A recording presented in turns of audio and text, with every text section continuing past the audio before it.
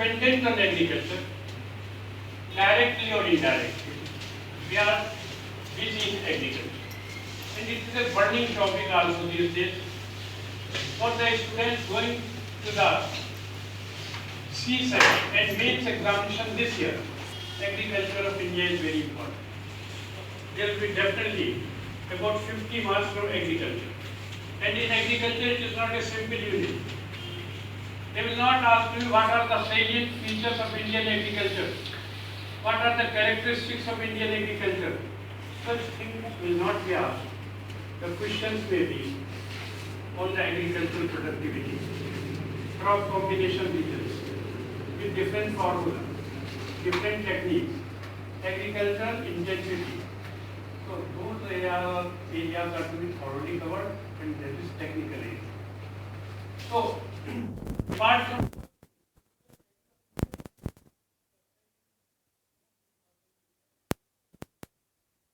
industries of India. Industries of India also give. That is a very simple unit that generally gives 25 to 30 marks.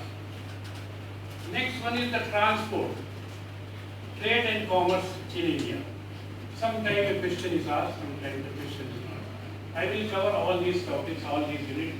These are the first 5 units, the part 1 of paper 2. In the second part, we have the cultural setting of India,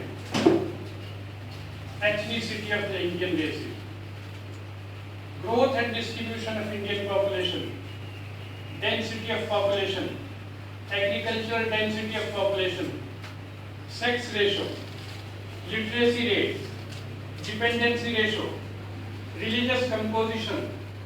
Then there are some topics like occupational structure, migration. Migration is common to the first paper as well as to the second paper. So from this unit, always plus cultural regions of India, regions demarcated of India on the basis of language region. This is also important. So one full question about 50 marks. The total weightage of this unit is 50, and no paper setter ignored this unit. So identify physical setting of India, agriculture of India, then the cultural setting of India. These are most important. After that comes the settlement geography of India. In the settlement geography of India, we have in the rural settlements, morphology of rural settlements, types and patterns of rural settlements. These are the components. In the urban geography, we have one common topic, functional classification of towns. That is in the first paper as well as in the second paper. Morphology of Indian cities. In the world perspective, we cover in the first paper. But what is the morphology of Indian cities with a specific example? That will be covered in the second paper. Then, how the Indian cities can be made sustainable. We are taken sustainable. Plus, what is conurbation? And the new concept given by Geddes. That will be discussed. Geddes' concept of conurbation, and conurbation means when 2 or more than 2 million cities merge with each other. That is known as a conurbation. So the study of conurbation and problems of Indian urbanization. The next unit in your course is the regional planning in India. Cover several topics. Very easy unit, and each year a question is not asked.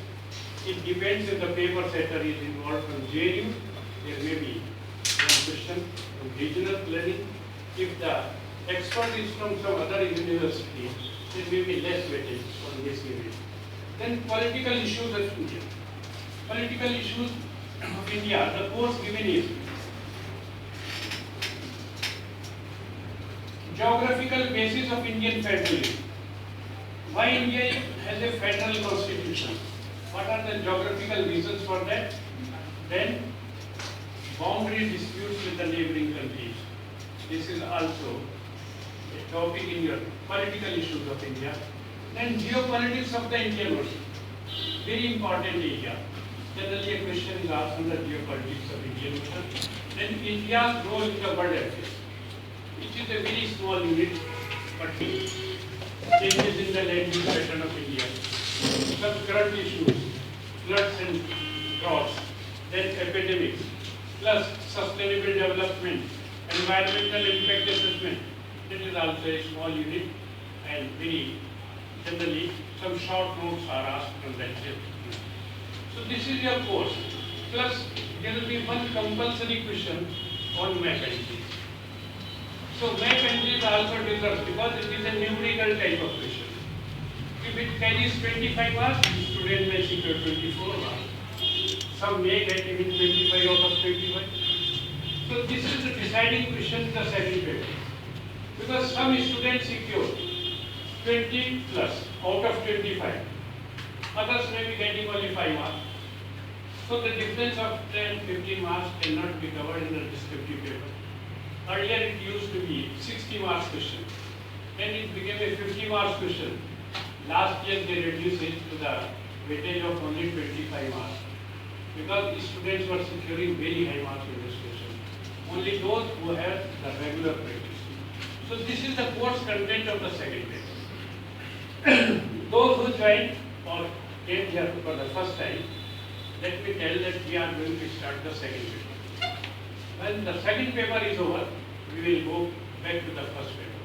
We don't want to put anybody in darkness, but the whole course will be covered systematically, unit by unit. I will be starting the physical setting of India tomorrow.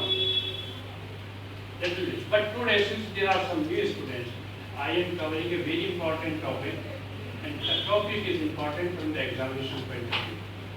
That is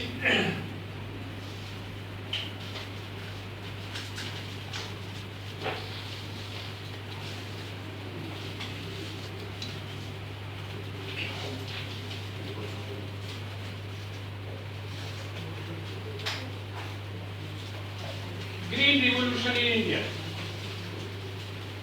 Or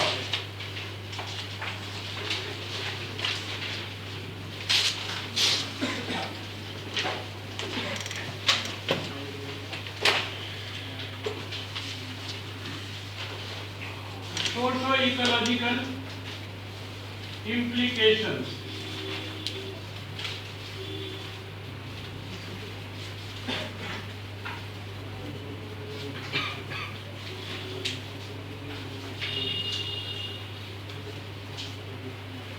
of high-yielding varieties.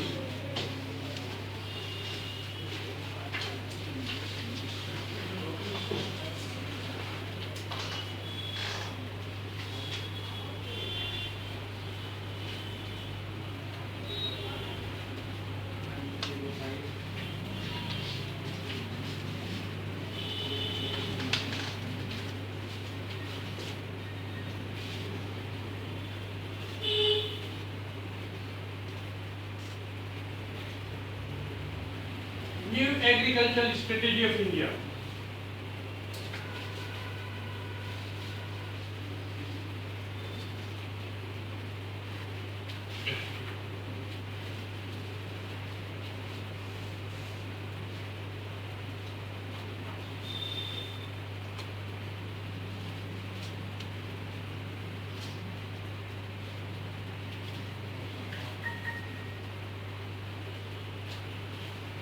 Green revolution is a grain revolution. The question may be in any form. The answer will be the same.